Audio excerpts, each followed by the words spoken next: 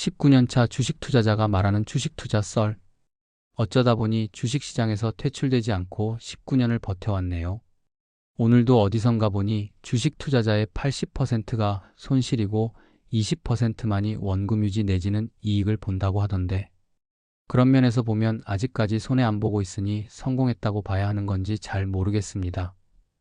2007년에 본격적으로 주식에 입문하기 10여 년 전, 그러니까 1996년 즈음에 주식 공부 좀 해보겠다고 당시에 원금 500만 원 정도 들고 회사 건물 2층에 있던, 지금은 역사 속으로 사라진 동서증권의 계좌를 개설하고 주식에 입문을 했었더랬죠. 역시나 정석 코스 그대로 시작한 지 반년도 안 돼서 원금 반토막 나더군요.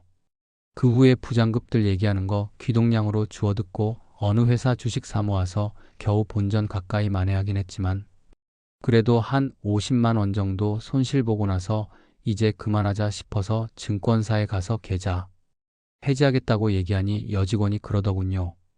본전은 찾으셔야 하지 않겠어요? 괜찮아요. 그냥 술 한잔 마셨다고 생각하면 돼요. 그나마 운이 좋았다는 건 그해 연말에 IMF 터져서 세상이 널브러졌는데, 그래도 반년쯤 전에 일찍 정리하고 나왔다는 사실이죠. 그렇게 한동안은 주식시장에 눈길도 안 주고 있다가 2007년도에 어찌저찌 명퇴자금이랍시고 받은 자금하고 내가 가지고 있던 현금하고 해서 약 7,500만 원 정도를 가지고 주식을 시작하게 되었습니다. 그러고는 시작한 지 석 달 만에 1억을 넘어가더군요. 돈 벌기 참 쉽네 하는 생각이 절로 들었고, 그 어렵다는 1억의 벽을 나이 40에 가뿐히 넘어섰다는 뿌듯함도 잠시, 2008년도에 터진 서브프라임 금융위기의 직격탄을 이맛박에 정통으로 맞고 다운되었는데, 정신 차려보니 고점 대비 70%가 날아가 버렸고 남은 건 4천 정도. 키읔키읔. 그래도 버텼습니다. 어차피 급한 돈도 아니고 그래봐야 미시련 이익에 미시련 손실일 뿐이니까. 내가 회계팀장 출신이라 이쪽 분야는 전문가입니다. 쉽게 말했다도 딴 것이 아니고 잃어도 잃은 것이 아니라는 얘기죠. 그리고 어차피 주식은 시간 가면 다시 오른다는 당연한 이치에 따라 뻗대고 기다리기를 하세요. 2010년 가을쯤 되니까 2년 반 만에 원금이 회복되더군요. 그때 느낀 투자의 대원칙 중 하나는 절대로 주식은 빚내서 하면 안 된다는 것. 은행 빚이건 증권사 대환이건 무엇이 되었든 간에 자신의 돈이 아니고 여유자금이 아니라면 폭락장에서 버텨내질 못한다는 것입니다.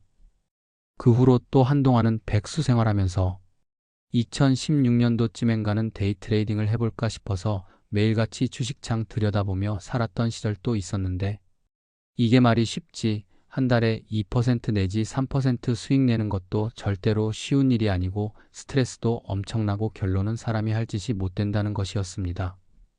한 달에 버는 돈보다 증권사에 갖다 바치는 세금과 수수료가 더 많이 나오는데, 이런 죽서 개주는 짓을 뭐하러 한다는 말입니까?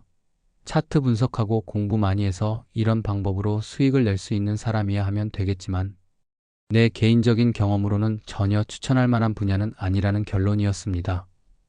그렇게 그냥 주식은 계좌에 묻어둔 채로 해외에서 몇 년 살다가 돌아오니, 이번에는 미국 주식 바람이 불어서 미국장으로 갈아타지 않으면 바보가 되는 분위기가 이어지더군요. 그래서 뒤늦게나마 작년에 미국 배당주로 옮겨 탔는데, 한 서너 달 좀 오르는가 싶더니만 올해 들어서 여지없이 또 고꾸라지는 게, 뭐 내가 하는 게 그렇지. 한국 주식 사면 미국 주식 오르고 미국 주식 갈아타면 한국 주식 오르고, 확률은 반인데 뭐 이리 잘 피해가는지. 그렇게 자의반 타의반 주식시장에 머물러 있으면서 느낀 점을 얘기하자면, 먼저 한국 주식시장의 문제점 몇 가지와 그 다음에 향후 어떠한 방향으로 주식 투자를 해나가야 할 것인가인데, 많은 사람들이 얘기하듯이 한국 시장의 고질적인 병폐라고 하면 배당을 안 한다, 또는 해도 개미 콧구멍만큼 한다는 점과 자사주를 매입해도 소각을 안 한다는 점과 아울러 말도 많고 탈도 많은 쪼개기 상장, 사실 이 두 가지는 어찌 보면 기존 주주들에게 손해를 끼치는 범죄 행위인데, 이걸 눈 감아주고 합법이라고 처리해준 관계자가 누군지부터 밝혀내서 감옥에 쳐넣어야 되지 않겠냐는 생각이 머릿속을 떠나지 않습니다. 이따위 짓을 미국에서 해보라고 하세요. 어떻게 되는지. 그리고 이런 금융범죄에 대한 처벌이 지나치리만큼 가벼운 것이 또한 큰 이유인데, 아무튼 이번 정부에서 패가 망신하게 만든다고 하니 어느 정도 실효가 있을지 지켜볼 일입니다. 마지막으로 내 개인적인 결론은 이렇습니다. 주식은 사고 파는 게 아니다.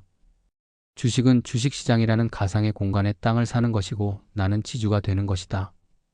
그리고 그 수익은 시세 차익과 매매가 아닌 배당에서 받는다. 생각을 해봅시다. 지주가 땅을 가지고 소작인들이 농사를 지으면 소출을 받습니다. 풍년이냐 흉년이냐 때에 따라 소출량이 많을 수도 있고 적을 수도 있지만 그렇다고 지주가 땅을 팔지는 않는다는 것이죠. 주식도 그렇게 해야 합니다. 지속적으로 주식을 사서 모으고 배당금을 받아서 그 배당금을 다시 재투자하고 그렇게 주식이라는 땅에 나의 지분을 계속해서 늘려나가는 것이죠. 성장주에 투자할 거냐, 배당주에 투자할 거냐 아니면 커버드 콜 옵션을 사용할 거냐는 개개인의 현실에 맞게 포트폴리오를 구성하면 되는 것일 뿐. 그게 큰 문제는 아니라는 겁니다. 예전에 어떤 초딩동창이라는 여사친 하나가 나한테 사업하냐고 묻더군요. 그때 내 스스로도 신기하게 현답을 했던 것이 내가 사업을 왜 하냐? 내가 사업하면 삼성보다 잘할 수 있고 애플이나 아마존, 테슬라보다 잘할 수 있냐? 자영업자 80%가 3년을 못 버티고 나가 자빠지는데 너라면 그 20%의 예외에 들 자신 있냐?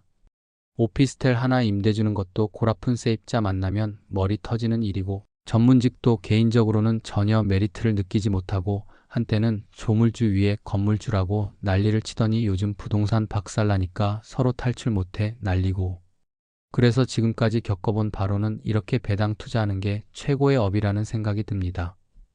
심심할 때 운동 삼아 알바나 하면서 키읔키읔키읔